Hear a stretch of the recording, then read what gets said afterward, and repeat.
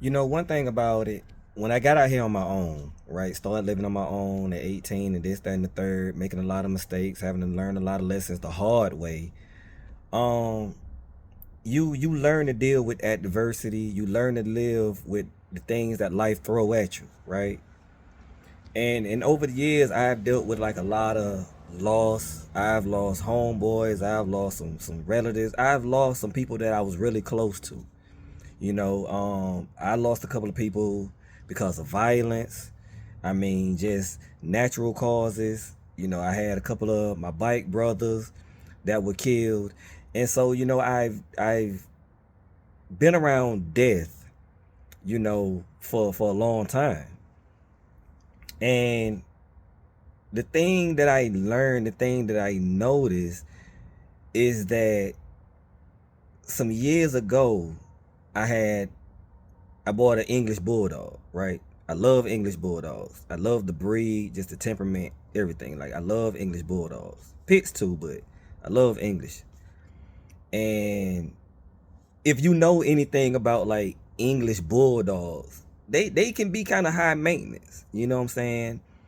I got him when he was a puppy. And the thing about like Englishes is that they're very susceptible to diseases and things when they're young.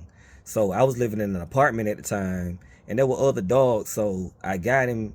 I didn't take him outside for like the first 6 months. For the first 6 months I had him, he never 3 months. I'm sorry, he never went outside. You know what I mean? Just used the pads in the crib or whatever. And the thing about English bulldogs is their tail is like a coil. It's like a spring. So when they go outside and they drop a deuce or whatever, it may not, what I'm saying, happen cleanly. So you have to wipe the butt. So you have a dog now and you have to wipe his butt. Not only that, he had allergies, right? So now I have to give the dog Benadryl as if he was a child. Like almost the same maintenance and things that you have to do with a human child, I had to do with the dog or whatever, right? But in doing so, it really just bonded me and this dog. Like his name was Paulo. Love Paulo, man. Paulo loved his dog to death. Just one of the smartest dogs. They're a smart breed.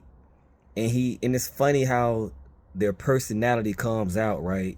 And he can understand things to do when you don't even have to like talk to him. Just through your routine, he learns how to move. And the other thing about English bulldogs is you don't have to worry about what he's doing when you can't see him, because 9 times 10 he's somewhere asleep. If I'm sitting on the floor watching television, he's usually on the floor right next to me, knocked out, snoring loudly and dropping gas. They are a stinky breed too. Like when he cut one loose, he'll clear a room, like no doubt. Like English bulldogs are gassy.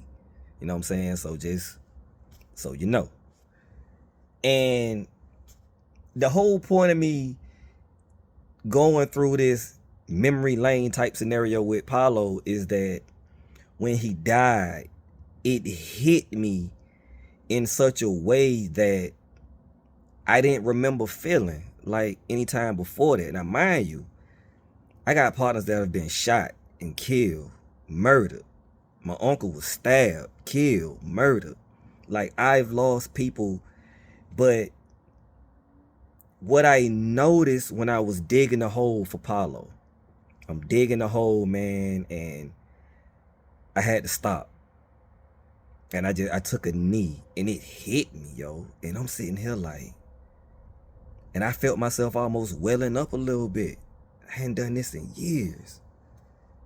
And it was just like this, me burying this dog, it opened my eyes to the fact that I'd become numb to so much of the nonsense and the goings on that was happening around me. I had become numb to it.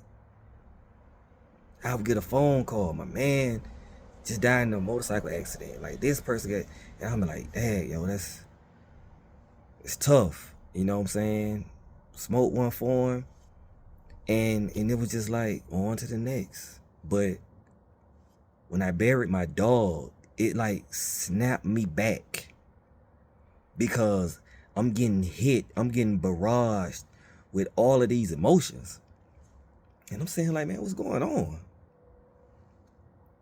And it opened my eyes that, yo, you've become almost isolated when it comes to your emotions. You just become a block of ice. And I didn't want to be like that. You know, I didn't want to be that. I didn't want to come off as like cold. But unbeknownst to me, it was just because I had dealt with it so much, I was just able to compartmentalize things and keep it moving. But when I had to bury my dog, when I had to dig the hole, when I had to grab the bag, when I had to put his toy in the hole, it was just like, okay, you do feel something.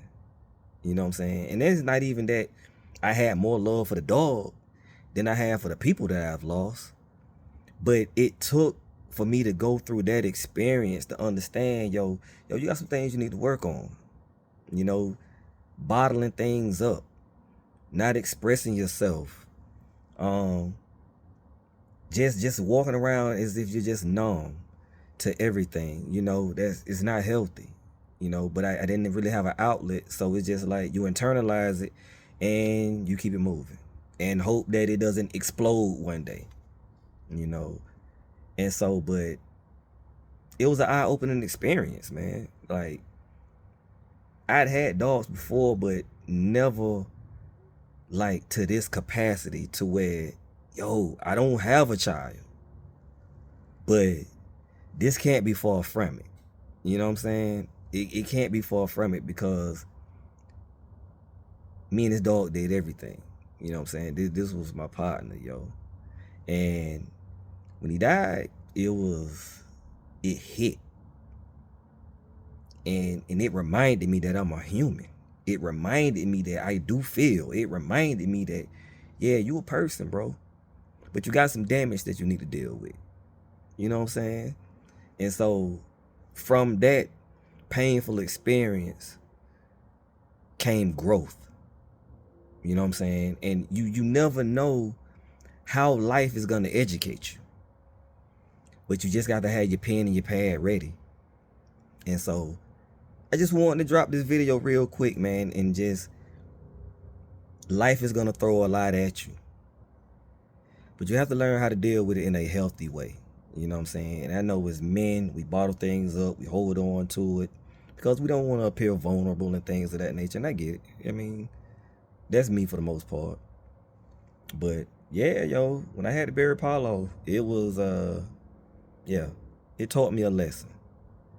And life is all about lessons, you know. And so, again, be mindful and understand. Be able to, like, look at yourself in the mirror and know what you need to work on. Like, I have no problem being able to look in the mirror and identify my flaws, what I need to work on, my shortcomings, you know. And I think that's just a healthy place to be in, where you can identify what's wrong with you. Like, definitely.